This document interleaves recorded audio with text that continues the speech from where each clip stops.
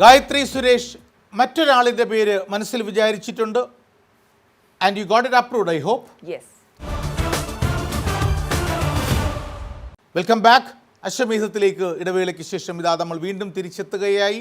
ഗായത്രി, വീണ്ടും ആദ്യത്തെ 10 ചോദ്യങ്ങളുടെ മേഖലയിലേക്ക് യാഗം.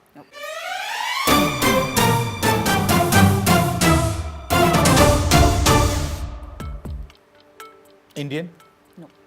ജീവിച്ചിരിപ്പുണ്ടോ? ഉണ്ട്. ഏഷ്യൻ? അല്ല.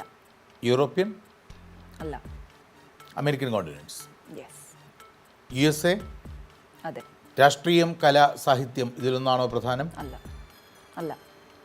Sports, science, space? അല്ല. മതപരം, ആത്മീയം? ആക്ച്വലി സർ സയൻസ് പറയാം. സയൻസ് എന്ന് പറയാം. സയൻസ് ആൻഡ് ആത്മീയം ടുഗെദർ. രണ്ടും ചേർന്നതാണ്. മെഡിക്കൽ സയൻസ്, മെഡിക്കൽ റിലേറ്റഡ് ആണ്? അല്ല. അല്ല. ആണെന്നോ അല്ലെന്നോ? അല്ല. അല്ല. 10 ചോദ്യങ്ങൾ യജ്ഞം.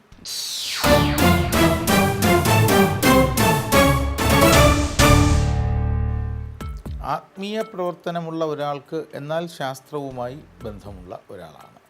സയൻസ് കണക്റ്റഡ് വിത്ത് ആത്മീയം. Theological science. ഒരു തിയോളജിസ്റ്റ്? തിയോളജി മീൻസ് ദൈവശാസ്ത്രം. ദൈവശാസ്ത്രം. Yes. Yeah.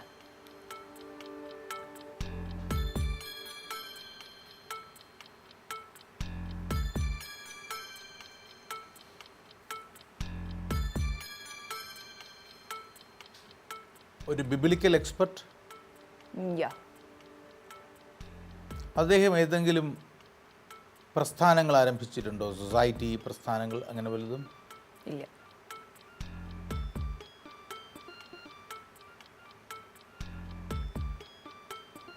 Has he visited India? ഇല്ല. ഇല്ല.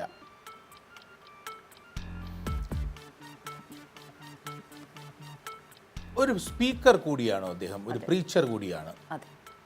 10,000-ങ്ങളെ ഇളക്കിമറിക്കുന്ന ഒരു പ്രസംഗകൻ കൂടിയാണോ എന്നാണ് ചോദ്യം. അതെ. ആണ്. അതായത് സർ ഓൺ സ്റ്റേജസ് അല്ല ഞാൻ പറയണേ. സ്റ്റേജ് ആകണമെന്നില്ല. ചർച്ചുകളിലാകാം, അല്ലെങ്കിൽ വലിയ സ്റ്റേഡിയങ്ങളിലാകാം. നോ. ഇല്ല. നോ, അങ്ങനെയല്ല. അദ്ദേഹത്തിൻ്റെ സയൻസ് ദൈവശാസ്ത്രം തന്നെയാണ് എന്ന് പറഞ്ഞല്ലോ. പ്രശസ്തമായ പുസ്തകങ്ങൾ എഴുതിയിട്ടുണ്ടോ അദ്ദേഹം? ഉണ്ട്. 16 ചോദ്യങ്ങൾ രാജസൂയം.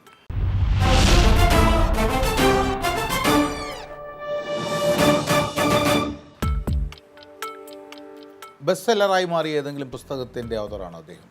അതെ. ആണ്. അതെ. 50 വയസ്സിന് മുകളിൽ പ്രായം? അതെ. USA തന്നെയാണോ രാജ്യം? അതെ.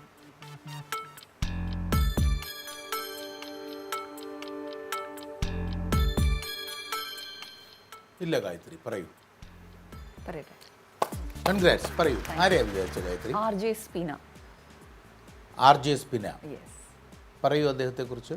അദ്ദേഹം 2016 അദ്ദേഹം പെർമനൻ്റ്ലി പാരലൈസ്ഡ് ആയി ഫ്രം ചെസ്റ്റ് ഡൗൺ. ഡോക്ടേഴ്സ് പറഞ്ഞു 48 hours ജീവിക്കുള്ളൂ, ഇനി ഒരിക്കലും ജീവിച്ചാൽ തന്നെ ഒരിക്കലും നടക്കാൻ പറ്റില്ല എന്ന് പറഞ്ഞു. പക്ഷെ ആള് പറഞ്ഞു 100 days ഞാൻ എന്നെ ഹീൽ ചെയ്യും, എന്നിട്ട് ഞാൻ നടക്കുകയും ചെയ്യുമെന്ന് പറഞ്ഞു. വിത്ത് എന്താ പറയുക, ആളുടെ മൈൻഡിൻ്റെ പവർ വെച്ചിട്ട്. ആൻഡ് 100 days അദ്ദേഹം നടന്നു. അതിൻ്റെ വീഡിയോ ഉണ്ട് യൂട്യൂബിൽ.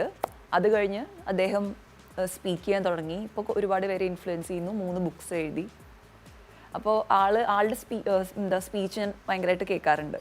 അപ്പോൾ ഇവിടുന്ന് വിളിച്ചപ്പോൾ പെട്ടെന്ന് എനിക്ക് ആളുടെ പക്ഷെ അങ്ങനെ ഒരുപാട് പേരില്ലേ?